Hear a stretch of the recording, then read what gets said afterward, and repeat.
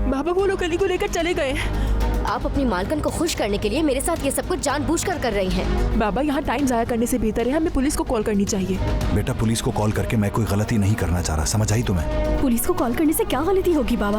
आप करीम साहब से मोहब्बत करती हैं। मैंने तुम्हारे मुंह से दोबारा ये सुना। करीम साहब को जाकर खुद बताऊंगी मैं ये बात। इस तरह की औलाद होने से तो बेहतर है इंसान बे औलाद ही रहे।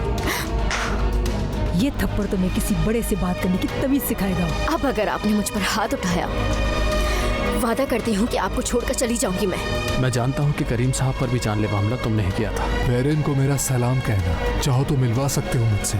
करीम अंकल और उनकी फैमिली को कुछ भी नुकसान हुआ तुम्हारी वजह से। फौरन पीछे हट जाओ अली। देखिए ड्रामा सीरियल इश्क एक गुनाह आज रात 7 बजे सिर्फ ऑन टीवी पर।